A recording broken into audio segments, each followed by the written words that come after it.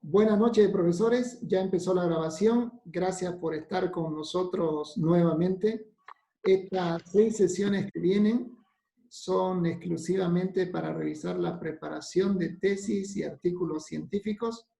Bienvenidos a todos. Está nuevamente con nosotros la profesora Claudia Vaca desde Chile. Profesora Claudia, gracias por su tiempo, gracias por brindarnos de su esfuerzo. A partir de este momento, la clase es de usted. Gracias. Bueno, muchas gracias, ingeniero Johnny. Buenas noches, profesores, colegas. Vamos a empezar nuestra sesión de hoy. Si me habilita la función de compartir, ingeniero. Excelente. En este momento ya está listo. Perfecto.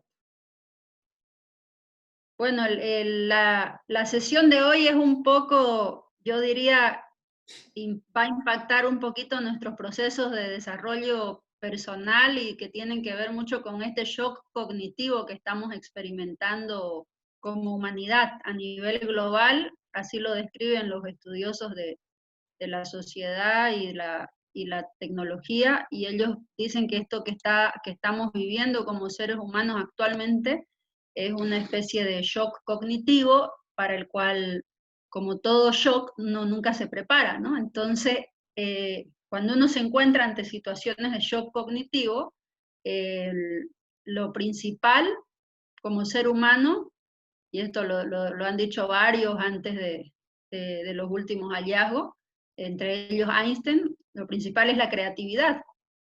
Y uno, ¿qué hace ante una situación de shock, ante una situación de crisis? Cuando uno está cada día sabiendo que en la esquina lo espera ese personaje con su guadaña, como lo personifican algunos. ¿Qué hacemos? Empezamos a mirar lo que tenemos, lo que está en nuestras manos hacer. Porque sabemos que hay decisiones que son decisiones macroestructurales, políticas, económicas, que no dependen de nosotros. Pero hay algo que sí está en nuestras manos. Y de eso vamos a hablar hoy, de la gestión del talento y la creatividad. Cuando uno es en la práctica docente y en la práctica como investigador, estos dos elementos son parte del día a día. Y si uno quiere iniciar un camino en la investigación y en la docencia que trascienda las aulas, donde uno pueda posicionarse con un paradigma, con un aporte al conocimiento, estos dos elementos son imprescindibles. Entonces están íntimamente ligados, la gestión del talento y la creatividad están íntimamente ligados con dos momentos que atravesamos las personas a lo largo de nuestra vida. Uno, los shock cognitivos. A lo largo de la vida siempre tenemos shock cognitivos, cuando cambiamos de entorno, nos mudamos de un país a otro, de una escuela a otra, cuando somos niños, cuando dejamos de dar clases en un lugar y vamos a otro, cuando nos presentan un entorno diferente que ya no es el del aula presencial, sino el entorno virtual como en el que estamos ahora mismo. Y todos esos cambios generan cierto cortocircuito en el cerebro humano, lo cual es natural.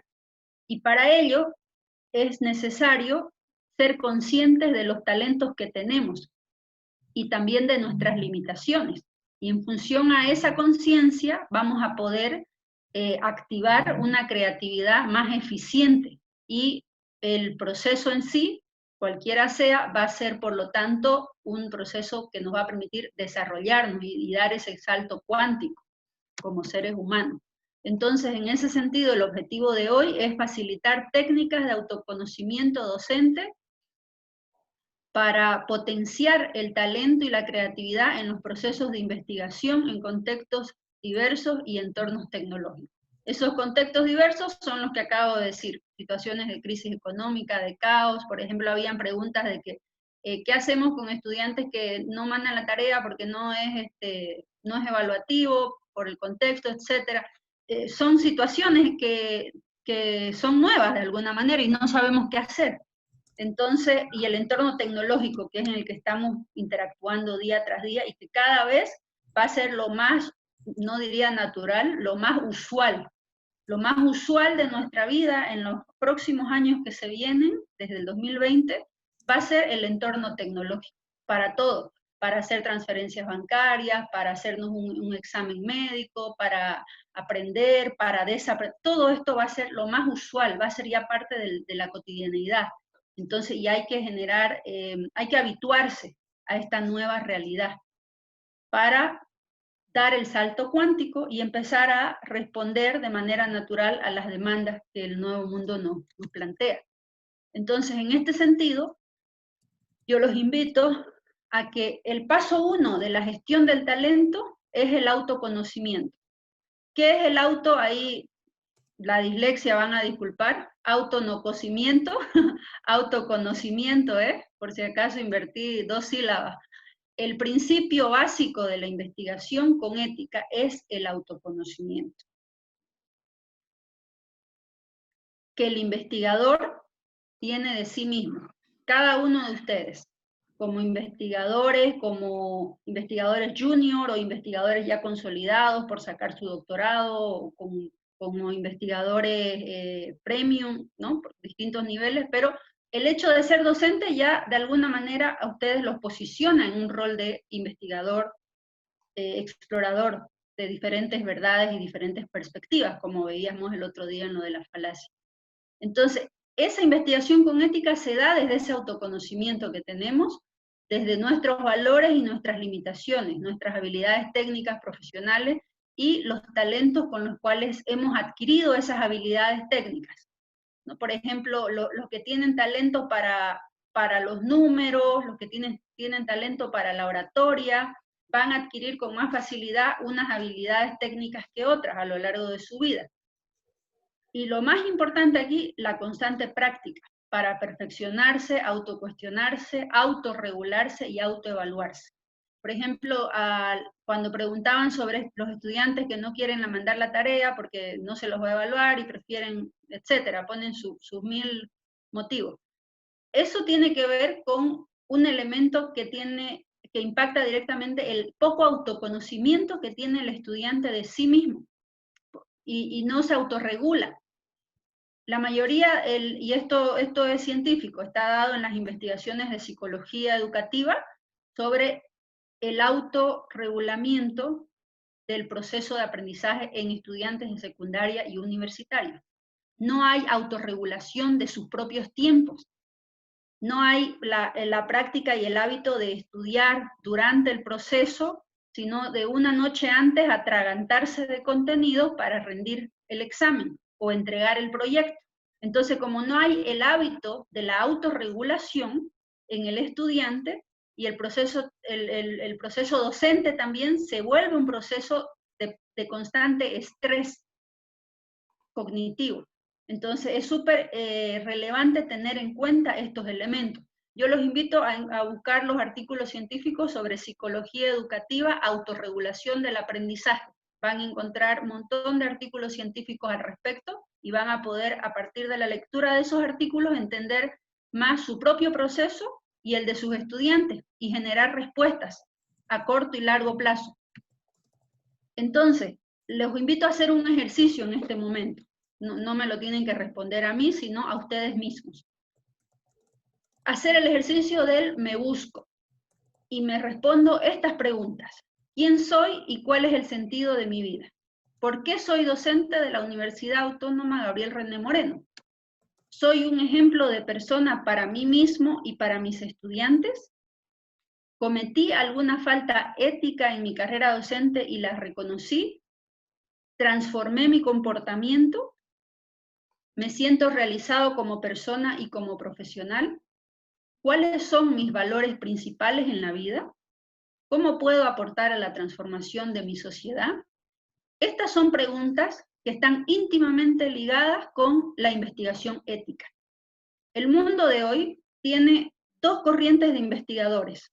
Los investigadores que no respetan los protocolos de investigación de la bioética internacional, nacional e institucional, y los investigadores que sí respetan y atraviesan todos los procesos de validación cuando van a aplicar un instrumento cuantitativo o cualitativo, cuando lo están diseñando, y todo ese proceso implica hacer que participen otros actores que van a incorporar elementos, ideas en la construcción los diseños que se van realizando. Y todo esto tiene que ver con la corriente de los investigadores que sí respetan los protocolos de la bioética internacional, nacional, local e institucional. Y también están los protocolos culturales, porque en investigaciones, por ejemplo, en el caso del COVID, habían unos estudios en la zona de Sudáfrica, donde había que respetar protocolos culturales para poder sacar datos.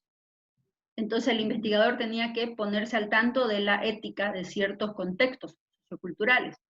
En este ejercicio del me busco y del autoconocimiento, responderse estas preguntas les va a permitir a ustedes situarse desde un lugar, definir desde dónde ustedes quieren iniciar el camino como investigadores serios en la corriente de los que respetan los protocolos de bioética internacional y los protocolos culturales, en todas las disciplinas, cualquiera sea la disciplina. Si uno no se responde, no hace este ejercicio y entra nomás a la dinámica y a la urgencia, lo más probable es que el camino como investigador va a durar poco o no van a haber grandes hallazgos y simplemente se vuelve uno un mero instrumento del sistema para resolver urgencias y no se trasciende, no se generan aportes trascendentales con soluciones que van más allá de la crisis. Porque hacer investigación en época de crisis y responder a la urgencia es lo más usual en el mundo de la cualitativa, cuantitativa. Pero hacer investigaciones que asciendan y que me posicionen como ser humano con mi ética y me encaminen hacia un camino de 50, 40, 20 años de investigación sistemática sobre un determinado tema y yo pueda generar aportes transformadores y que en 50, 20 años recuerden el concepto que generé, el invento que creé, etc. Entonces, estas preguntas son básicas. Si queremos realmente ser docentes de la Universidad Autónoma Gabriel René Moreno, que generan este tipo de respuestas trascendentales, más allá, valga la redundancia, de la urgencia, de la emergencia. Cuando uno se responde a estas preguntas, empieza el proceso de crear. Y en este proceso de crear nos damos cuenta de que nadie nos enseñó a ser creativos. Nos enseñaron el lenguaje de la repetición, la memorización, el encasillamiento en principios rígidos e inamovibles, ¿no? De que esto de poner etiquetas.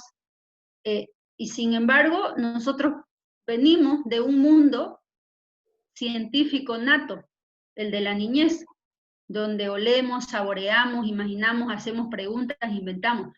Pero ese mundo empieza a ser cooptado por encasillamientos a lo largo de nuestra vida.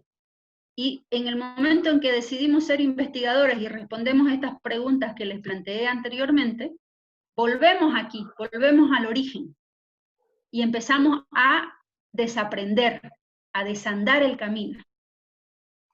Desandar el camino, desaprender todo lo que aprendimos y que ahora nos damos cuenta de que no nos sirve para alcanzar el desarrollo que queremos alcanzar como docentes, como investigadores, como personas, como ciudadanos, porque el mundo de hoy nos está demandando otros comportamientos.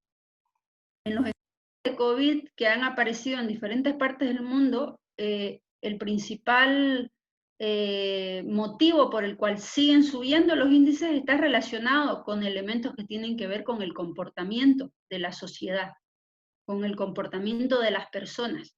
Y en momentos de crisis es importante aprender a desaprender, desandar el camino. Si antes comíamos siempre azúcar y leche y trigo, etcétera, porque la atmósfera estaba con menos dióxido de carbono y por lo tanto los productos tenían menos contaminación, hoy vamos a tener que cambiar, desaprender hábitos alimenticios, cambiar la forma en la que respiramos. Si antes yo enseñaba con ciertos recursos, en el entorno tecnológico se me desafía a aprender nuevos recursos tecnológicos y desaprender los de antes, o desaprender, lo más difícil de desaprender son los patrones de pensamiento. Porque cuando uno se instala el patrón de pensamiento de que no, esto no sirve, o no, a mí no me gusta hacer las cosas así, me gusta... Esos patrones impiden desandar el camino, impiden desaprender. Entonces, algunos trucos que aprendí en el camino y tienen que ver con el desaprender son el pensamiento determinista, aprender a pensar desde el caos. Superar el pensamiento determinista, es decir, no decir esto es así y siempre va a ser así, ¿no? 2 más 2 puede ser 5. Einstein logró refutar la teoría de Newton, que Eddington fue el que logró hacer la prueba y validar la teoría de Einstein. ¿Se fijan? Hay una película hermosa a propósito de esto de desaprender. Einstein y Eddington se llama, la encuentran en internet, que cuenta estos dos genios cómo fueron desaprendiendo en el camino, para descubrir aquello que les preocupaba, aquello que para ellos era un problema. Porque puede suceder que en nuestro camino docente y como investigadores, lo que para mí como docente, desde mi ética investigadora, es un problema, para el mundo no lo es, pero si yo logro reunir las evidencias suficientes para demostrarle al mundo que este es el problema que causa todos los otros problemas, entonces estoy haciendo ciencia, transformación, estoy trascendiendo la historia. Y este proceso implica entrar en un caos, porque hay en el desaprender, en el autocuestionarse, responderse las preguntas que les planteé, nos lleva a un caos.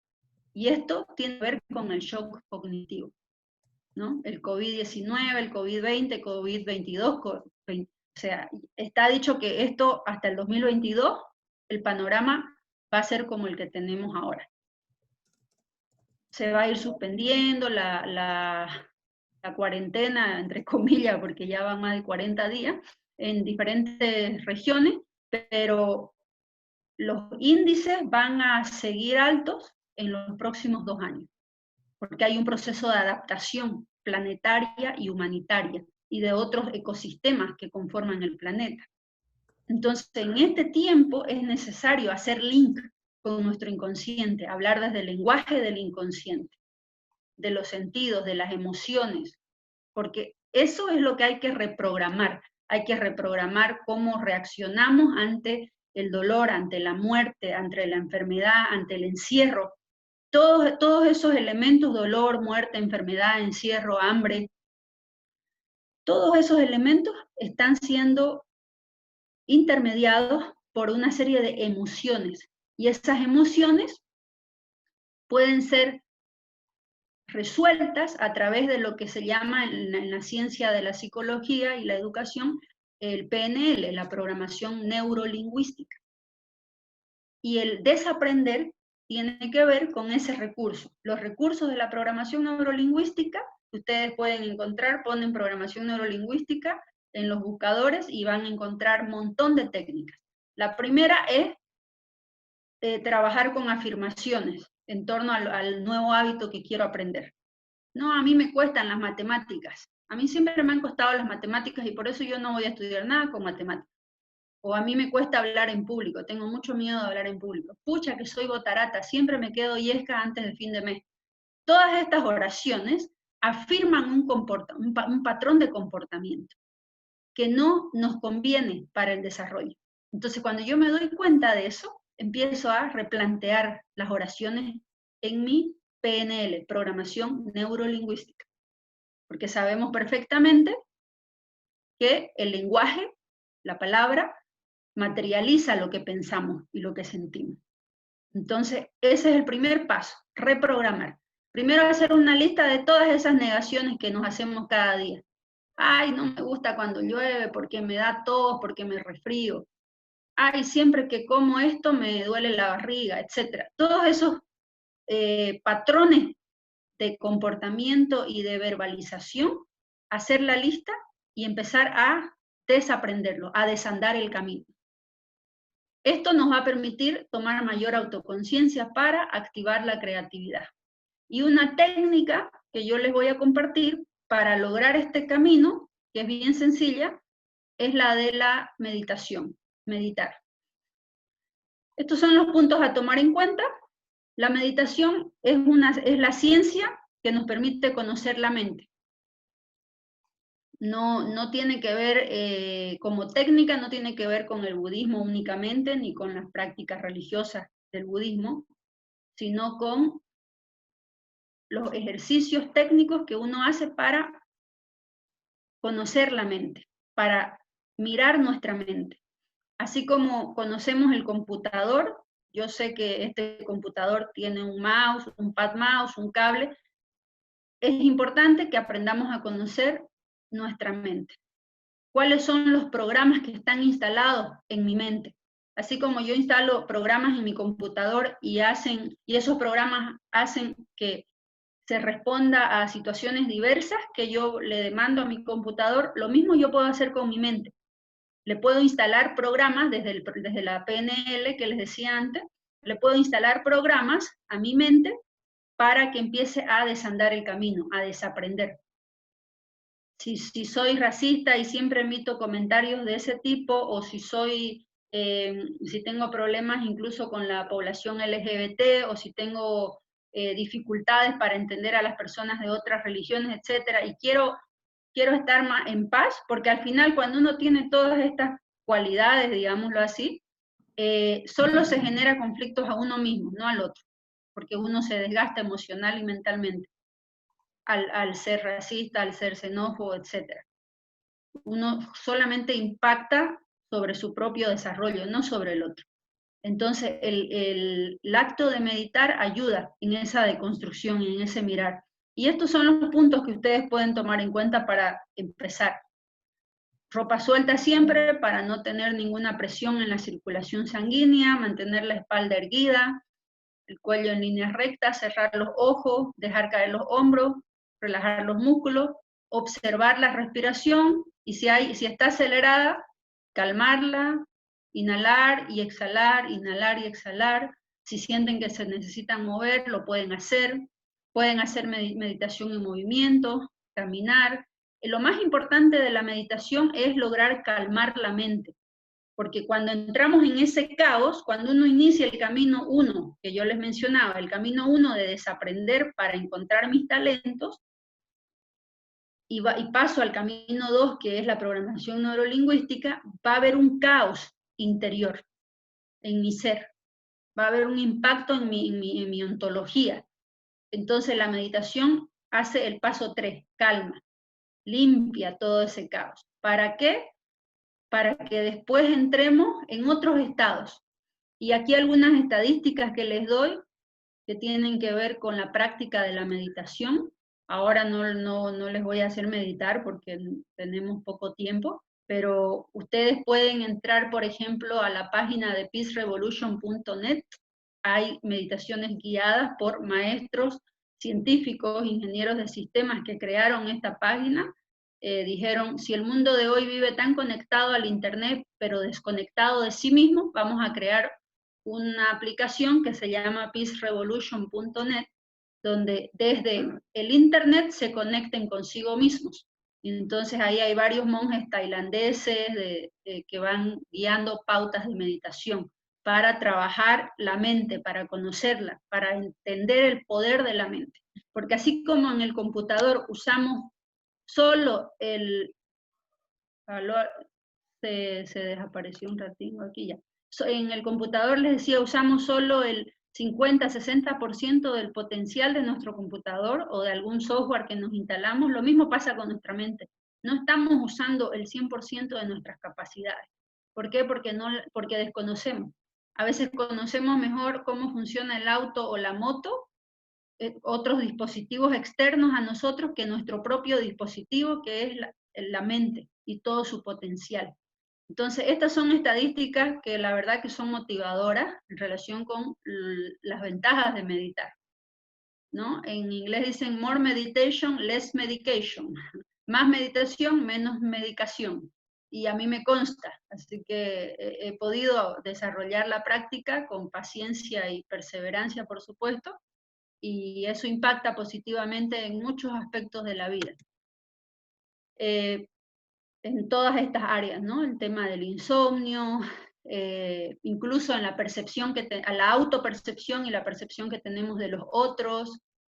Sabemos que la hormona del estrés, el cortisol, es una de las principales causantes del déficit de atención y de la baja productividad académica y laboral.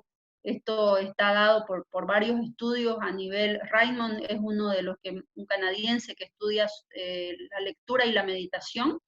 Tiene hallazgos interesantes y pueden encontrar sus papers igual en Mendeley, que es una plataforma del área, para ampliar su comprensión sobre esta temática y esta técnica y su potencial. La meditación habilita diferentes frecuencias y permite desaprender hábitos antiguos que ya no aportan a nuestro desarrollo, lo que les decía antes.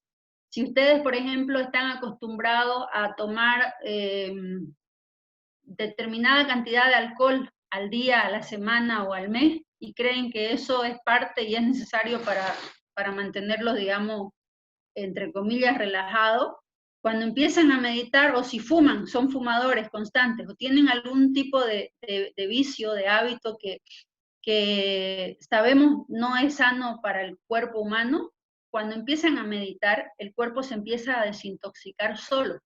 Y ese proceso de desintoxicación impacta en el cambio de hábitos y la toma de decisiones en relación a ciertos hábitos que sabemos que nos hacen mal, pero igual los hacemos. Entonces, yo los invito a leer y sobre todo a que hagan el ejercicio de meditar, desarrollen la técnica. Es muy sencilla, solamente tienen que sentarse, inhalar profundo y exhalar, inhalar profundo y exhalar. Y bueno, los gatos y los perros son maestros en eso. Cada que se despiertan, lo primero que hacen es estirar todos los músculos. Eso también es parte de la meditación, distenderse. Cuando uno logra hacer ese tercer paso como técnica, pasa al siguiente nivel donde va a poder empezar a romper el cascarón, a romper, a innovar, a cambiar, a transformar y por lo tanto a crear. Para romper es imprescindible conocer a profundidad lo que vamos a romper. Es decir, si yo quiero romper estructuras mentales antiguas que no me están permitiendo dar el paso cualitativo, cuántico que yo quiero dar en mi vida, entonces va a ser necesario meditar para conocer eso que quiero romper y no impactar además negativamente ni generar algún trauma, sino para conocerlo, aceptarlo y transformarlo paso a paso. De esa manera se va a poder aportar una respuesta a viejos nuevos problemas. Es imprescindible conocer los caminos andados, desandarlos con autoconciencia. No se trata tampoco de la noche a la mañana decir ya, no voy a comer más carne porque sé que impacta en la emisión de gases de dióxido de carbono, y etcétera, etcétera, ¿no? Entonces, pero de la noche a la mañana no voy a lograrlo. Tiene que haber un proceso. Y esos procesos tienen que ver con la autoconciencia que uno va tomando en el camino. Romper los viejos hábitos que no aportan a la resolución de los problemas viejos y nuevos, ¿no? Habemos personas, por ejemplo, a lo largo de la vida nos pasan las mismas situaciones, que son los mismos problemas desde que tenemos uso de razón o desde que somos dueños de nuestra vida. Y esos mismos problemas se repiten y se repiten y se repiten y se genera una especie de reincidencia. Y uno reincide en cualquier ámbito de la vida. Cuando uno empieza a desarrollar el camino de desaprender y la programación neurolingüística y la meditación en su día a día, logra resolver esos problemas de reincidencia en ciertos hábitos, en ciertas situaciones de la vida. Y entonces el potencial empieza a activarse. Uno empieza a ampliar su modo de observar, ampliar sus puntos de vista, uno logra mirar como un niño, mirar como un esclavo, como una jefa, es decir, ponerse en todas las perspectivas. La otra vez alguien preguntaba, ¿qué es la verdad? Cuando hablábamos de la falacia y el lenguaje académico. Es una construcción, es una perspectiva, y hay diferentes técnicas y métodos para acercarse a ella. Lo mismo que para acercarnos a la verdad nuestra, de nuestro ser y de lo que queremos hacer con nuestra carrera docente, como investigadores, como personas, mirar diferentes puntos de vista nos va a ayudar a saber dónde estamos situados. Y eso, por supuesto, va a generar conocimiento, autoconocimiento. Primer paso para conocer lo de afuera es mi autoconocimiento, porque desde mi autoconocimiento, desde mi identidad y mi proyección situada, yo logro entender con más profundidad los libros que leo, las corrientes epistemológicas, los enfoques paradigmáticos, las decisiones de tal o cual autor, los métodos cualitativos, cuantitativos, logro generar instrumentos, insumos para mis procesos de argumentación al momento de interpretar los datos, las tablas, etc. Entonces, el conocimiento inicial de un investigador ético es el autoconocimiento. Y desde ahí se van generando los diversos lenguajes que van a permitir ampliar el espectro comunicacional de las diversas disciplinas. Hay un impulso creativo que se activa en este proceso, en situaciones adversas. No sé quiénes han visto la película Náufrago con Tom Hanks. Ahí se dan todos los pasos que tienen que ver con esto de la gestión del talento y la creatividad, porque él se encuentra ante una situación de sobrevivencia y tiene que tomar decisiones a cada segundo. Se las recomiendo para poder ahondar sobre la temática. Bueno, el caso de los mineros que se dio hace unos años, por ejemplo, decisiones como reciclar basura y convertirla en energía, las diferentes formas de energía que hoy por hoy se están buscando en el mundo, en algunos países, como los países nórdicos, sobre todo Alemania también, Holanda, Islandia, ya han logrado esas nuevas formas de energía. El ser humano es energía. Cuando dejamos de tener vida, lo que dejamos de tener es energía. Y una técnica para generarnos nuestra propia energía es la meditación y la reprogramación de nuestros hábitos de pensamiento. Entonces, cuando yo como docente estoy atiborrado de trabajo, tengo que hacer correcciones, tengo que responder también a los temas institucionales, cartas aquí, cartas allá, etcétera, etcétera, es imprescindible que me dé 5 minutos y solo esos 5 minutos bien enfocados en respirar, inhalar, exhalar profundamente, oxigenar mis células y mis neuronas, voy a obtener la energía que necesito para responder a todo lo que tengo que responder sin alterar el funcionamiento de mi organismo, sin ponerlo en riesgo entre la vida y la muerte. Entonces son prácticas, hábitos que ustedes pueden decidir empezar a desarrollar. En diferentes organizaciones hay muchos egos personales, ya sea en las universidades, en las empresas de bancos, de supermercados, cualquier tipo de organización, incluso en las organizaciones familiares. Y estos egos personales retrasan el desarrollo colectivo. La gente muchas veces busca sí o sí el reconocimiento en lugar de la solución para todos. Está pasando mucho con el tema del COVID en varias esferas del planeta ahorita. Pero cuando la necesidad es tan potente, el ego queda de lado. Eso hace la diferencia, esa es la varita mágica. Y esto, por ejemplo, pasó en algunas zonas entre los territorios de tierras bajas, donde crearon una plataforma solidaria de internet, donde lograron resolver un par de emergencias, de emergencias relacionadas con la distribución de alimentos, ¿no? Entonces, cuando uno se da cuenta de esto, da lo mismo quién lo hace. Lo esencial es trabajar con la mejor idea. Y esa mejor idea llega cuando hemos pasado todos los anteriores pasos que mencioné.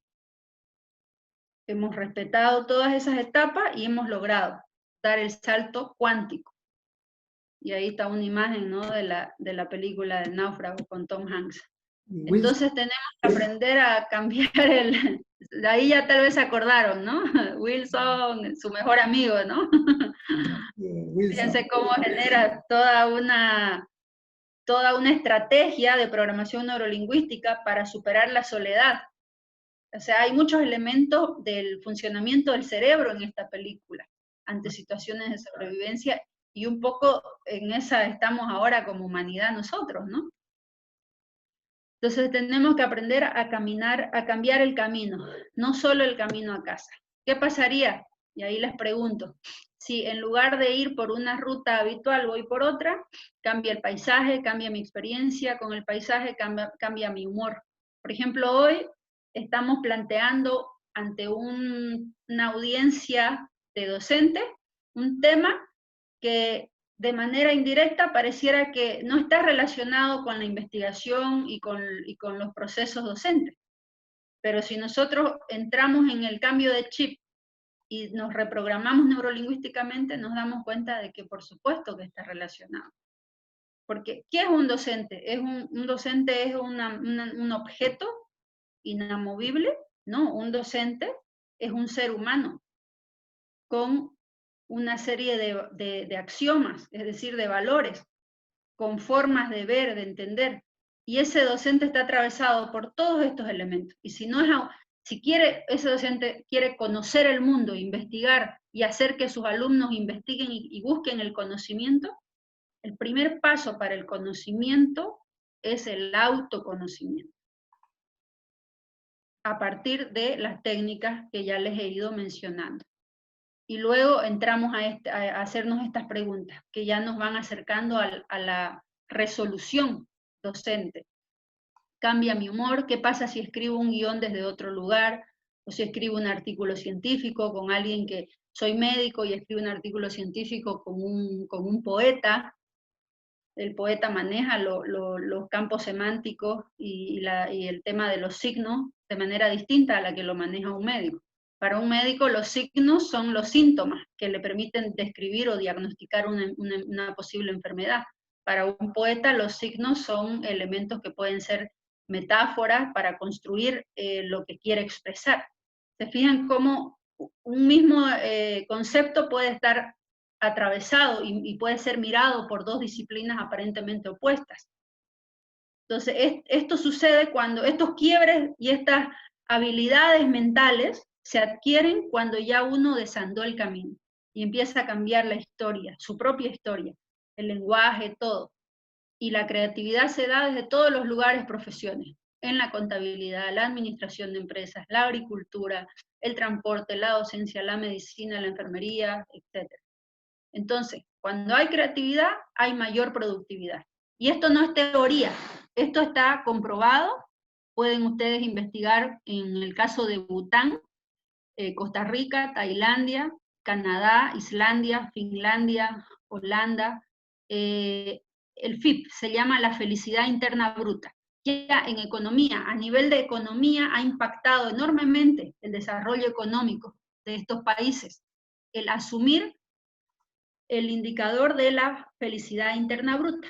Ellos ya no miden solo el Producto Interno Bruto, sino la felicidad interna bruta, que permite que se invierta en cultura, en educación, en arte, y todos estos elementos de la cultura, la educación, la neurocultura le llaman los expertos, y estos países han invertido en ello. Entonces mejoró la productividad, aumentó la creatividad, hay más hallazgos, más inventos, más soluciones a problemas viejos, y esto automáticamente impactó sobre el Producto Interno Bruto de los países. Son casos dados, comprobados, a nivel de universidades, a nivel de países. Entonces, si nosotros empezamos como docentes de la Universidad Autónoma Gabriel René Moreno, que además un docente de la Gabriel llega a una población demográfica mucho más amplia que la de un docente de institución privada, de universidad privada. Entonces la responsabilidad ética, sociológica, política de ser docente de la universidad es enorme, porque es una enorme ventana de oportunidades y por supuesto eso exige una enorme responsabilidad ética y política a largo plazo, porque uno va a impactar sobre varias mentes, sobre varias generaciones.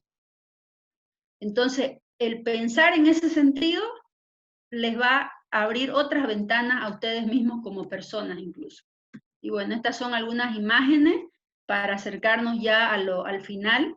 Cuando uno ha logrado hacer todo este camino, uno se da cuenta y es muy consciente de que leer es como ponerle gasolina a la mente, ¿no? Cuando uno empieza ese camino de conocer lo otro. Después de que hice mi camino de autoconocimiento y demás, salgo, miro lo otro, ¿no? Desde diferentes dispositivos. El libro impreso es un dispositivo, el ebook es otro dispositivo, el computador es otro, son dispositivos que me transfieren una serie de información que yo, con mis habilidades y talentos gestionados, los vuelvo conocimiento situado, contextualizado. La experiencia lectora como el paso final de este proceso de gestión de talento y creatividad. Yo los invito a que hagan el ejercicio de escribir en un papel cuál es su génesis lector. Es decir, el génesis de la Biblia, ¿no? Conocemos todo. El inicio de algo. ¿Qué situación los inició a ustedes en la lectura? Una conversación con sus abuelos, una conversación con su madre, o un recuerdo prenatal, un recuerdo amniótico de que su mamá les leía y ustedes recuerdan esa memoria amniótica. Busquen eso y encuéntrenlo. Y cuando ustedes lo logren hacer, van a activar lo que es el encuentro de dos caminos, la lectura y la meditación, como técnicas para alcanzar y gestionar el talento y la creatividad docente al máximo nivel. Esto desde los estudios de la neurociencia. Raymond Marr, que es doctor en psicología, investigador de la Universidad de York en Canadá, lo pueden encontrar su estudio en internet, habla sobre el cerebro lector y lo que pasa con el cerebro lector. Y acá en Chile participamos hace unos años en un estudio de esta misma escuela, dirigido por Raymond Marr, que tiene que ver con, bueno, se hizo el estudio, se pusieron los mecanismos científicos, las maquinarias en los electrodos en el cerebro, y se observó qué pasaba con las ondas cuando había hábito lector en un cerebro y cuando no había hábito lector en otro. Mecanismos se activaban, sinapsis se generaban. Y todo eso luego, por supuesto, va a impactar el proceso de investigación, de docencia, de aprendizaje y la vida en sí. Entonces, ahora, hoy por hoy, hay a través de una resonancia encefálico cerebral, uno puede determinar todo eso. Y esos estudios se hacen, se siguen haciendo. ¿Por qué? Porque lo que se está buscando ahora es que todos estos supuestos que antes habían planteado ya Habermas, por ejemplo, el mismo Hegel, el mismo Aristóteles, incluso lo plantearon a través de cadenas argumentativas desde la metodología cualitativa, plantearon que la lectura y la meditación impactaba en el desarrollo del cerebro y en el desarrollo de la calidad de vida. Los científicos que tienen dominio y tienen la técnica y el conocimiento de la técnica, los instrumentos científicos, tecnológicos, han podido materializar, hacer visible, tangible, esos supuestos teóricos que ya hace siglos atrás fueron planteados. Entonces, aquí yo les quise, como que dije, gestión del talento y creatividad, se los voy a asociar directamente con hallazgos científicos en el ámbito. Porque a nosotros como docentes no podemos ignorar estos elementos. Cualquiera sea mi disciplina de conocimiento, cualquiera sea, si estoy enseñando veterinaria, si estoy enseñando mecánica automotriz, igual la mecánica automotriz todos los elementos externos a nosotros, la tecnología, son intentos de emular el funcionamiento del cerebro humano, si nos damos cuenta. La motricidad humana, si nosotros nos ponemos a observar detenidamente todos los grandes descubrimientos del ser humano, hasta ahora. Y así va a seguir siendo. Pronto vamos a tener los hologramas, que van a ser la representación de esa capacidad telepática que podemos llegar a tener los seres humanos, que también ya se están haciendo estudios, ¿no? En un tiempo, ahorita estamos aquí mirando la pantalla, pero en unos meses, ni siquiera en un año, me atrevo a decir en meses, en unos meses ya vamos a tener la imagen del holograma ahí del ingeniero Atila o de Juan o de Sandoval o de todos interactuando a través de hologramas. Ya ha habido avances en ello. Entonces, y todo esto tiene que ver con el desarrollo que ha alcanzado la neurociencia y la mente humana a partir de estos dos grandes hábitos para gestionar el talento y la creatividad, que son la lectura y la meditación. Hábitos, eso significa día tras día, tener el hábito y hacerlo consciente, porque no es un hábito algo que yo hago de manera automática. Cuando yo me automatizo en algo y no lo reflexiono, no teorizo, hay muchos prejuicios sobre mucha teoría, mucho habla, mucho explica, hay muchos prejuicios al respecto, que impiden que alcancemos capacidades de autorreflexión y capacidades de sistematizar lo que pensamos y lo que nos pasa. Y esa sistematización sucede a través de la escritura, que es otro hábito. Leer está íntimamente ligado con el acto de escribir. Cuando aprendemos a leer, aprendemos a escribir nuestro nombre, entonces van de la mano. Entonces la lectura y la escritura son dos hábitos que junto a la meditación van a permitir potenciar y optimizar tiempo, recursos en su propio desarrollo personal como docente. Bueno, hay fotos mentales de las descripciones que leemos, ¿no? Cuando uno está leyendo un párrafo, tiene la imagen de lo que está leyendo, cualquiera sea la disciplina. Estos estudios de Raymond Mar yo los invito a que los lean. Luego también está el inventor de lenguas de Estados Unidos y Canadá, están haciendo varios experimentos, ¿no? Que tienen mucho que ver con las nuevas series que se inventan, los nuevos códigos, los nuevos lenguajes. Son disparadores para entrenar la mente, básicamente. Y bueno, lo que les mencionaba antes, lo pongámosle neuronas a la cultura, que es lo que se está haciendo en varios países. La lectura ofrece uno de los bancos de pruebas más apropiados para el enfoque neurocultural. En el caso de la lectura, esto nos permite trazar con claridad vínculos directos entre nuestra arquitectura neuronal innata y nuestras habilidades culturales. Esperamos que este enfoque neurocientífico se extienda en el futuro a otros ámbitos importantes de la expresión cultural humana. Por ejemplo, en mi doctorado yo estoy estudiando la memoria oral y como posible recurso didáctico para la transferencia sociocultural y epistemológica de valores entre diferentes culturas. Estoy situándolo en la cultura chiquitana, cuya riqueza a nivel musical y trabajo artesanal con madera une en su especie. Eso es como situar un caso para no, digamos, expandirse mucho, y luego se generan modelos para mirar cómo se comporta la mente, el cerebro en diferentes contextos culturales, mediados además por la tecnología. La tecnología desde una mirada antropológica, no netamente instrumentalista, porque la tecnología por sí sola no hace nada. El ser humano es el que le da valor y sentido a la tecnología. Entonces, a eso me refiero con la mirada antropológica de la tecnología. Estas son algunas referencias.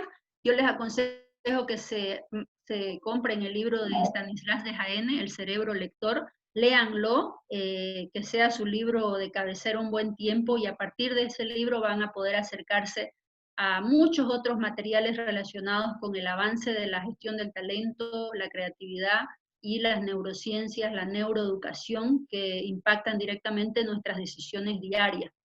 Bueno, el libro del profesor Careaga y Avendaño, su señora, que también es investigadora y fue la que trajo la telemedicina acá hace varios años, hace como 20 años, tienen este libro que también lo pueden comprar a través de Amazon, Currículum Cibernético y Gestión del Conocimiento, Fundamentos y Modelos de Referencia para el ámbito de la educación universitaria, ¿no? Luego está por salir su libro Aproximaciones Epistemológicas, que es resultado de su trabajo postdoctoral en la Universidad de Bristol, del doctor Careaga. Entonces ellos vienen trabajando desde el año 89, del año 1990, en todo lo que es el tema de currículum cibernético y gestión de conocimiento para América Latina. Y a él lo vamos a tener en unos días acá como panelista. Estos 3 links son sobre las charlas que ha dado Raymond, el investigador, sobre el impacto de la lectura en el cerebro, y bueno, un manual de lectura y meditación que hemos elaborado con Verónica. Es un manual de técnicas para el desarrollo cognitivo y la regeneración neurológica. Cuando ha habido, por ejemplo, alguna enfermedad, alguna crisis, algún trauma, y se bloquean ciertos espacios de las redes neuronales, a la lectura y la meditación como prácticas diarias y acompañadas y mediadas por entrenadoras de la mente como Verónica Liz, que es profesora de lenguas y entrenadora de la mente, y en mi caso como filóloga y gestora sociocultural. Cuando uno hace este camino, logra generar regeneración de ciertos circuitos que van a permitir que uno recupere sus habilidades y vuelva a regularizar, por así decirlo, ¿no? su vida. Esa es la portada del libro El cerebro lector, y bueno, muchas gracias por su atención. Espero que les haya hecho sentido la sesión de hoy. Buenísimo. Gracias, profesora Claudia Vaca. lo que quisiera compartirles yo, habíamos hablado que lo voy a hacer en unos 7 minutos. Lo que quisiera compartirles ahora es cómo podemos llevar a la práctica la creatividad con algunas técnicas. Mire, voy a tratar de hacerlo súper rápido. Ya Claudia lo explicó muy bien qué era la creatividad, solamente voy a repasar algunas cosas. Uy, no me está funcionando esto. Bien, la creatividad no es más que un proceso mental para generar nuevas ideas desde los paradigmas que nosotros podamos tener, pero la idea es generar nuevas ideas. Y la fuente principal de la creatividad es la imaginación. O sea, mientras más leamos, mientras más contacto tengamos con personas, mientras más nos relacionemos, mientras más aprendamos, mayor imaginación vamos a tener. Entonces, de la imaginación nace la creatividad y de la creatividad nace la innovación.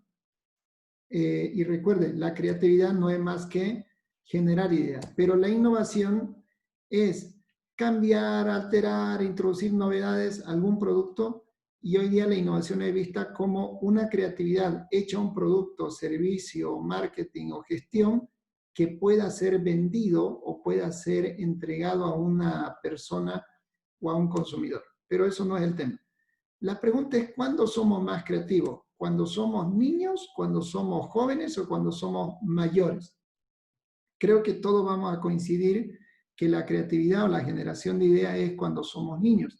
Y justamente es lo que Claudia nos comentaba, y volvemos a reafirmarlo, es una época de desaprender cosas que hemos aprendido.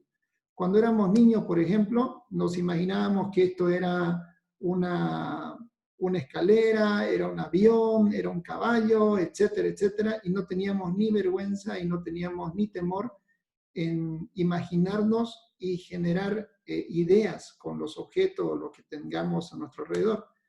Para la niña que está a la izquierda era Jack Sparrow de Pirata del Caribe, el niño que está al centro era un Lionel Messi, o la otra niña era un avión. Este niño se creía enfermero, etc. Entonces, cada uno de nosotros, cuando éramos niños, teníamos un montón de creatividad, la cual hoy no tenemos. Mire lo que decía Jean Piaget, si quieres ser más creativo, permanece en parte niño. Deja salir la creatividad y capacidad de invención que caracteriza a los niños antes de ser deformados por la sociedad adulta. Perfecto. Entonces voy a ir ahora a las técnicas, que son 2 básicamente las que quiero mostrarle. Hay que desechar la apertura de ¿y por qué vamos a hacer esto? ¿Y por qué tengo que hacerlo así? Y más bien buscar la cultura de ¿y por qué no podríamos hacerlo de esta manera? Hay una empresa no es una empresa, hay una organización llamada My Machine en Bélgica, que empezó hace más de 10, 15 años, y lo que me sorprende de My Machine es que reunió a la empresa, a niños de kinder, niños de básico, y el gobierno. Cuando los reúnen a los 3, obviamente los empresarios dicen, ¿por qué no están reuniendo con ellos, con los niños? O sea, esto es una falta de respeto. Y le dice el gobierno de Bélgica, disculpen, lo que queremos aprender es que los niños tienen más creatividad que ustedes, los empresarios, o que ustedes, los universitarios. Y lo vamos a demostrar. Y le dice a uno de los niños que estaba ahí, por favor, ¿me puede decir qué es eso, ese dibujo? Y le dice, es una aspiradora. Uno de los gerentes dice, obviamente es una aspiradora, todos nos estamos dando cuenta que es una aspiradora. Y el niño le dice, no, esta no es una aspiradora normal. Esta aspiradora tiene GPS. Y cuando vos le das clic, solita se mueve y busca la basura y la levanta. Así a mi mamá ya no le duele la espalda. Entonces, ¿cuál era la idea? Que la universidad tome esa idea, la lleve a un proyecto y ese proyecto la lleven a la empresa. Esta era una idea, ahí está el prototipo. No sé si lo terminaron. Le preguntaron a otra niña, ¿qué es eso que dibujaste? Es un lavapelo. ¿Cómo lavapelo? Sí, le dice, lo que pasa es que yo tengo el pelo largo, grande, etc. Y yo, cuando voy a bañarme, me mojo el pelo, me echo champú, me saco el champú, me pongo crema, me saco la crema, me vuelvo a enjuagar, me seco, me peino, me canso, dijo la niña. Entonces lo que yo quiero que ustedes me hagan una máquina que sea lavapelo, que tenga 1, 2, 3, 4. Y yo le dé OK y ya termina. Bueno, aquí está el prototipo, este otro prototipo y aquí está otro prototipo. El que me encantó es este niño que es mucho más pequeño y le dice, ¿qué es eso? Es una manilla de canilla, le dicen. ¿Pero qué significa? Es que yo estoy cansado de arrastrar mi mochila y arrastrar mi maleta para ir al colegio y yo quiero que me ponga una manilla en la canilla y cuando yo camine, mi mochila me siga. Y así yo no lo estoy arrastrando ni la quiero cargar. Ahí está el prototipo y ahí está el prototipo hecho realidad. La idea es que pensemos como niños y evitemos complicarnos las cosas para que podamos generar un cambio. Voy a ir con este tema que le dice a la niña, ¿qué es eso? Un paraguas familiar. No entiendo. Sí, lo que pasa es que cuando salimos de mi casa, mi papá con su paraguas, mi mamá con su paraguas, mi hermano, todo con su paraguas, pero yo quiero un paraguas familiar. Perfecto, ese es el prototipo y ese es el paraguas familiar. Ahora esos paraguas están, por lo que dice My Machine, en cada esquina de Bélgica. Perfecto, no voy a entrar a los obstáculos de la creatividad, no voy a entrar a esto, no voy a entrar a esto, no voy a entrar a esa historia, voy a ir a la técnica. Perfecto, la primera técnica es Scamper. Es una técnica muy sencilla. Cada vez que esté investigando y cada vez que esté haciendo algo, piense en este acróstico que significa, ¿qué le parece si empezamos a sustituir ciertas cosas? Le voy a dar un ejemplo. Yo estoy en el área económica y cuando estamos haciendo esta investigación con el doctor Tinajeros y el equipo de médicos, yo metido en mi cabeza con métodos cuantitativos, le digo, podemos hacer el tema de análisis factorial y después podemos ver modelos Probit para hacer regresión lineal. Y el doctor Tinajero me dice, en epidemiología nosotros tenemos el tema de OR para medir el grado de, no recuerdo la palabra técnica, pero es como decir el grado de riesgo que tendría la persona de infección. Cuando me muestra la fórmula, era algo tan sencillo, pero más práctico y más rápido que hacer el tema de análisis factorial y Probit. No es que no lo vamos a hacer, pero sustituimos algo que en mi cabeza yo tenía cuadrado, quiero hacerlo factorial, quiero hacer análisis Probit, a algo que están usando los epidemiólogos. ¿Qué tal si combinamos Scamper? Combinemos una cosa con otra. ¿Qué tal si adaptamos? ¿Qué tal si modificamos? ¿Qué tal si le ponemos otro uso? ¿Qué tal si eliminamos? ¿O qué tal si reordenamos? Perfecto. La segunda técnica que le quiero mostrar, para no pasarme en el tema del tiempo, es el tema de la flor de loto. La flor de loto es una técnica creativa que es este pequeño cuadradito donde yo pongo al centro la idea central de lo que yo quiero y luego esa idea central va a generar 8 ideas alrededor de esta idea central. La nueva idea A tiene que ir nuevamente al cuadro de arriba y tengo que generar otras 8 ideas para la idea A, 8 ideas para la idea B, etc. Entonces, obligo a mi mente a que pueda generar mayor cantidad de ideas.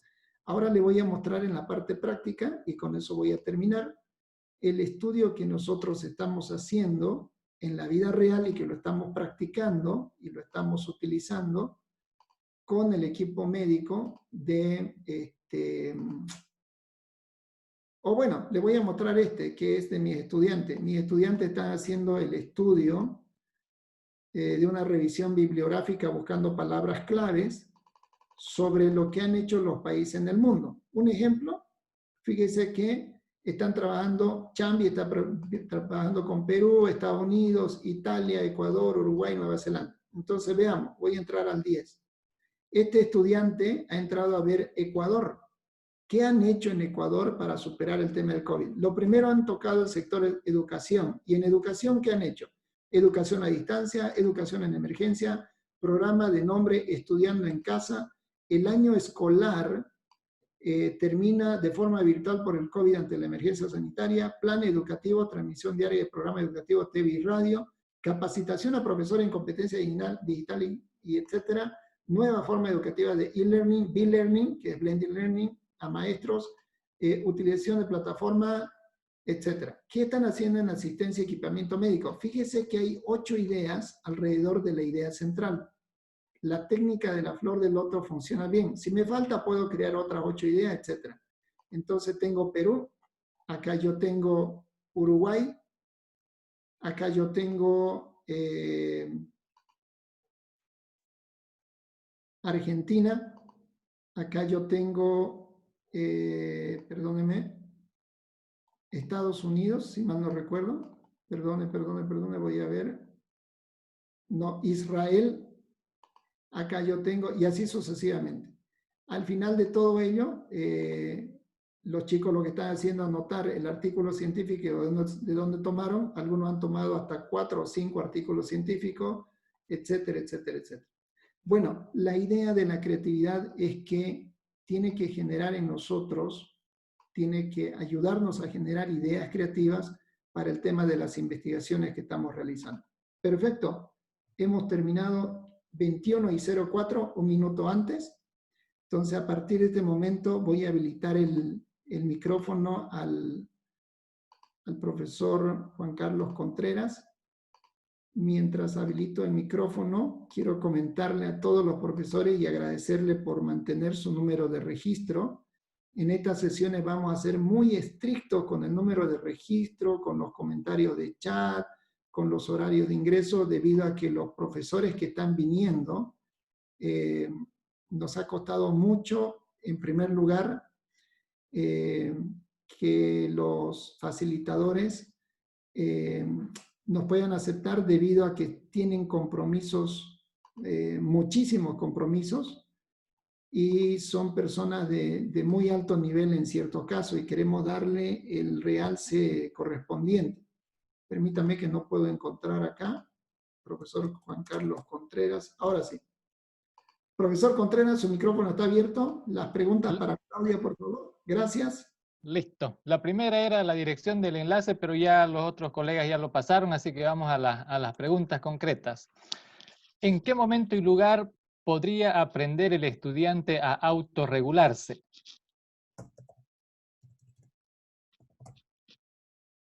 Bien. Le estoy habilitando el micrófono a la profesora Claudia.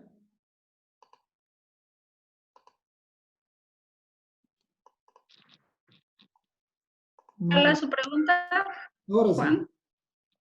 ¿En qué momento y lugar podría aprender el estudiante a autorregularse? Bueno, en cualquier momento, el momento en que uno toma la decisión de autorregular su aprendizaje y su vida. Ahora, para eso es importantísimo tener un acompañamiento y una serie de técnicas, ¿no? En el primer semestre a los profesores de universidad le llegan muchos estudiantes con total ausencia de autorregulación de su proceso de aprendizaje. Entonces, el día 1 hay que empezar a hablar de este tema. El día 1 ustedes pueden facilitarle a sus estudiantes herramientas para que autorregulen su aprendizaje. Darles una plantilla, una ficha, y hay mucho material. Les he compartido en el chat 2 páginas web que les pueden ayudar mucho a los estudiantes a autorregularse desde el día 1. El primero es la página de peacerevolution.net, que es una plataforma que fue creada por un ingeniero informático tailandés, que además es monje, al que pude conocer y con el cual pude aprender a meditar y a desarrollar la técnica de la meditación. Entonces ustedes entran a peacerevolution.net y crean su perfil, es como un Facebook. Ustedes crean su perfil y luego entran a su diario de meditación. Entonces en su diario de meditación ustedes van a tener un acompañante, un coach en su proceso. Y esa persona les va a ir diciendo cada día 5 minutos, 11 minutos, y el monje les va guiando la meditación, y su coach puede ser alguien de cualquier parte del mundo. El programa les asigna, porque hay coach participando a lo largo y ancho del mundo. Y esa persona es gratuita, además, la plataforma. Entonces ustedes pueden empezar a usarla. Lo que yo siempre digo, profesor que quiere enseñar algo lo tiene que hacer primero, porque es muy facilito decirle al otro, a ver, deja de comer esto o hace esto, y uno nunca lo hizo. Entonces, el primer principio de la ética docente es, Si le vas a pedir o enseñar un nuevo hábito a tu estudiante, primero hacelo vos. Y registrar qué pasa con tu proceso, para que cuando tu estudiante lo esté haciendo, tengas las respuestas desde tu experiencia para acompañar al otro, al estudiante. ¿Ya? Entonces, lo primero es ustedes. Yo leí muchas preguntas, ¿y qué hacemos con los estudiantes para que hagan esto? Y aquí yo hablé hoy, ¿qué hacen ustedes con ustedes? Porque el problema que tenemos ahora como docentes en América Latina, sobre todo, es que hay que los estudiantes y se quedan. Y nosotros, somos perfectos los docentes. Tenemos una ética intachable, nunca nos fuimos de farra con los estudiantes, somos muy ubicados, claro. O sea, aquí el ejercicio es cuestionémonos nuestros hábitos, nuestras relaciones. ¿Y estamos listos para hacer el cambio? Si queremos meditar, nos vamos a encontrar con nuestros monstruos y nuestros fantasmas. Y va a haber una persona experta que va a acompañar ese proceso. Entonces, la coherencia para la gestión del talento y la creatividad empieza por uno. Es lo mismo ser tía, ser padre, o sea, si yo quiero guiar al otro en cualquier proceso de aprendizaje o de transformación o de autorregulación, primero yo. Ya, ¿qué hago para que mi estudiante autorregule? Yo me autorregulo en mis prácticas docentes, autorregulo mi planificación, autorregulo mis emociones, autorregulo mi comportamiento. Entonces, el ejercicio y el desafío aquí es para nosotros primero. Esta página yo los invito a que se suscriban y empiecen el proceso. Son 42 días y es gratuito. Y ya después, si pasa esta contingencia del COVID, ustedes pueden postularse a los retiros de meditación que hay en Tailandia, en varios lugares de América Latina también, con los mismos monjes. En Bolivia ellos estuvieron en el 2012, hicimos el retiro en La Paz y en Cochabamba, y en Santa Cruz hubo una visita de un día. Y bueno, en Tailandia yo estuve hace unos años, donde fue un proceso ya más intenso, y ustedes pueden participar y es gratuito, los 42 días online. Y hay que hacerlo. Y ahí en el diario de meditación, ahí respondo a su pregunta, profesor. Ese diario de meditación le va a dar las pautas al estudiante para que se autorregule. Entonces, ese es el recurso, profesor o profesora que me haya preguntado. peacerevolution.net, ahí está el diario de meditación en línea y le van a asignar a usted como profesora y a sus estudiantes que se inscriban el diario. Está la página en inglés y en español. Los que quieran mejorar su inglés o aprender o empezar, lo pueden hacer en inglés y les van a asignar sus coach, sus entrenadores de acuerdo al idioma que ustedes se suscriban. Otra página que les he compartido es la página aptapi.net. Esa página es una página de consultores educativos de diferentes partes del mundo, entre los cuales estoy yo, está Verónica también, está Christine Ostrom, que maneja la técnica de democracia profunda para trabajar autorregulación y perfeccionamiento en los equipos de investigación y en general. Entonces, esa página de Aptapi también ustedes entran de manera gratuita y van a encontrar una serie de recursos y perfiles de diferentes educadoras del mundo. Y ahí tenemos amigas de Colombia, de todas partes del mundo. Y ahí van a encontrar estos perfiles y ustedes tienen los datos de estos perfiles, les escriben y directamente quedan en hacer alguna sesión. En algunos casos se cobra porque es una plataforma de profesionales, pero en algunos casos hay otras formas de trueque, intercambio de conocimiento. Cuando no se puede pagar con dinero, se puede pagar con otro conocimiento, te enseño algo nuevo y así. Entonces, esas dos plataformas están en internet y ustedes pueden entrar y empezar a explorarlas. Hay un montón de material y es gratuito. Y lo más importante, repito, empecemos por nosotros. Seamos coherentes y éticos también en esto. No solo al escribir la coherencia y la coherencia sintáctica, también es importante en nuestra vida. Eso. Y he respondido a las otras preguntas directo ya en el chat. Correcto. Sí. Preguntan, para hacer buenas preguntas, ¿es necesario dar ayudas, indicios, etcétera? Para hacer buenas preguntas, ¿es necesario dar ayudas? Ayudas, ¿A qué indicios. Bueno, el ejercicio de hacer preguntas es pues parte también del camino de la creatividad, ¿no? Saber hacer la pregunta correcta ahí la base, lo hablábamos hace unas semanas atrás, es tener claridad de lo que uno va a preguntar, y para eso hay que hacer lo que se llama el estudio del arte, ¿no? Si estoy hablando de una pregunta a nivel de investigación, el planteamiento del problema en una pregunta, se logra llegar a ese nivel cuando ya ha habido el recorrido conceptual y reflexivo profundo. Incluso en nuestra vida logramos hacernos las preguntas existenciales que dan lugar al salto cuántico después de que hemos hecho el camino de reflexionarnos a nosotros mismos. Y para eso la técnica de la meditación ayuda muchísimo, y la lectura junto a ello más todavía. Excelente. Hay una pregunta que la han hecho de muchas formas distintas, pero va más o menos sobre lo mismo. ¿Por qué se debe desaprender? ¿Ese aprendizaje obtenido puede servir de experiencia y ser útil, pero al mismo tiempo podemos aprender nuevas cosas y actualizarnos? ¿No le parece? Exactamente, tal cual. El concepto de desaprender lo planteó Derrida en su libro De la gramatología, y hace referencia no al hecho de negar o eliminar. Desaprender no es eliminar. Mucho cuidado con eso. Entonces, por supuesto, lo que plantea, lo que hemos aprendido nos ha servido. Por algo lo aprendimos. Y es experiencia acumulada. Ahora, esa experiencia acumulada, cuando yo digo desaprenderla, no significa eliminarla de mi memoria o de mi vida. Significa mirarla desde otro lugar y reconocer que ciertos elementos de esa experiencia se han instalado como memoria en el disco duro, permitiendo a... Entonces, miro la experiencia del pasado, el aprendizaje que adquirí desde otro lugar, desde otra perspectiva, para replantear el conocimiento. Yo puedo estar hablando, por ejemplo, de la lectura, la comprensión lectora en estudiantes de primaria, secundaria y universidad.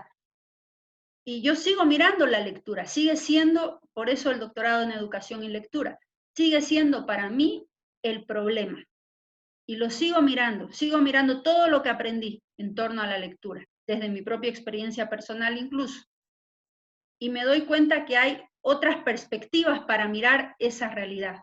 Entonces a eso se refiere el desaprender. No se refiere a eliminar. Desaprender no es eliminar, es volver a mirar lo que sé, lo que tengo acumulado, desde otras perspectivas, con nuevos valores, con nuevos paradigmas. Excelente. Preguntan, ¿la resiliencia sería lo mismo que desaprender? La resiliencia es un elemento que forma parte del desaprender, o al revés en realidad.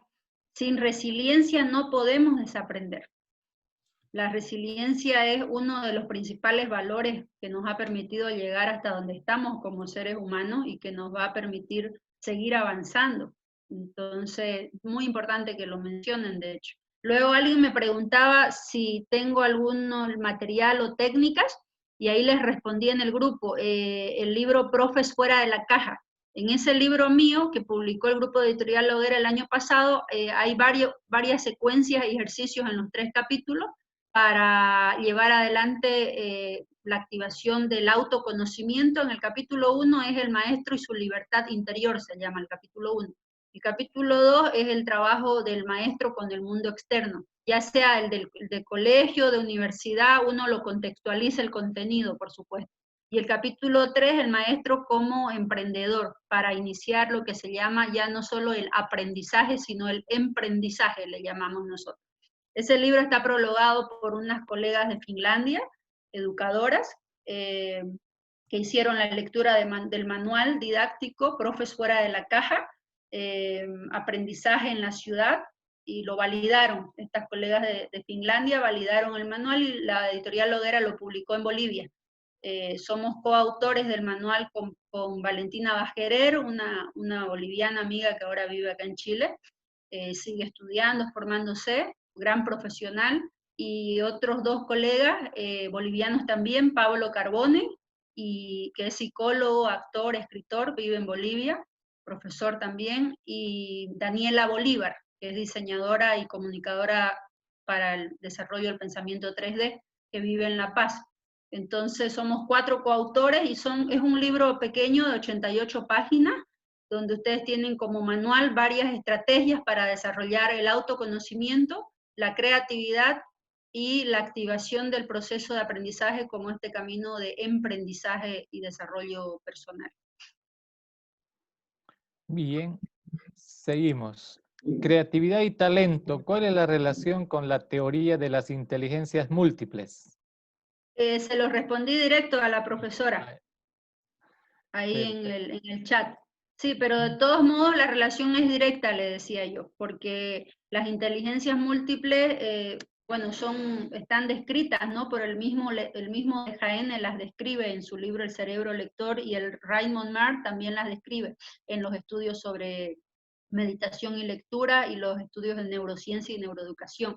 Entonces la relación es directa, la creatividad viene a formar parte de un resultado de la inteligencia múltiple, lo que llaman también el multitasking, o la multitarea, ser multitarea. Esas modalidades del cerebro se activan cuando yo desarrollo estas prácticas que estimulan lo que se llama la cinética de mis redes neuronales. En neuroeducación es un mundo apasionante. Yo creo que hay un postdoctorado que me espera en ese ámbito, porque uno puede ahí entender la totalidad, incluso del mismo ecosistema en el cual uno vive, ¿no? La inteligencia de otros seres.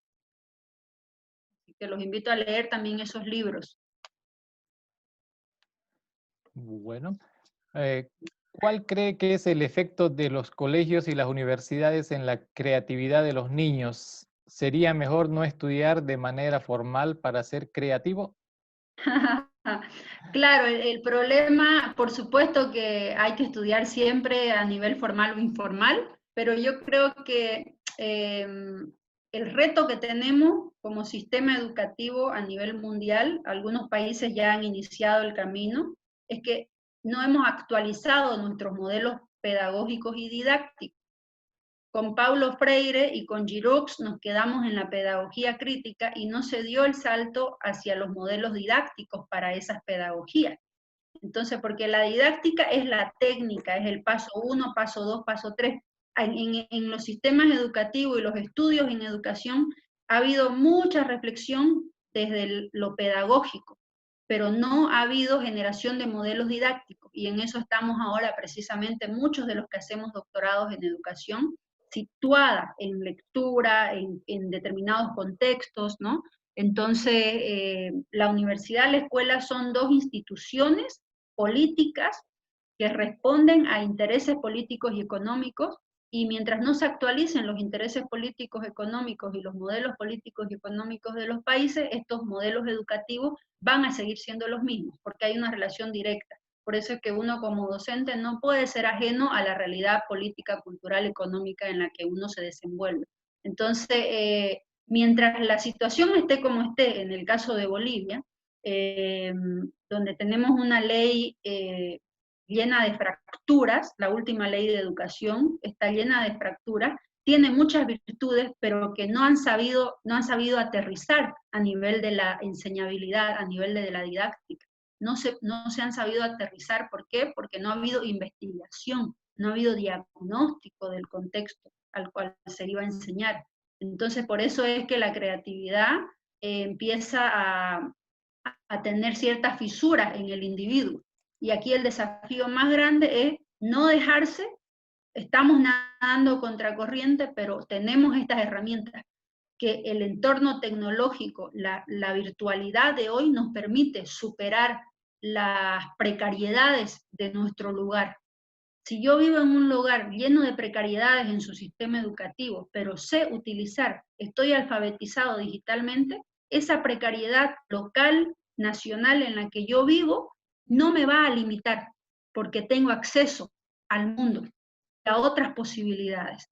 Puedo entrar a peacerevolution.net desde mi teléfono, a aptapi.net, aquí mismo ahora. Entonces, eso es muy importante que entendamos.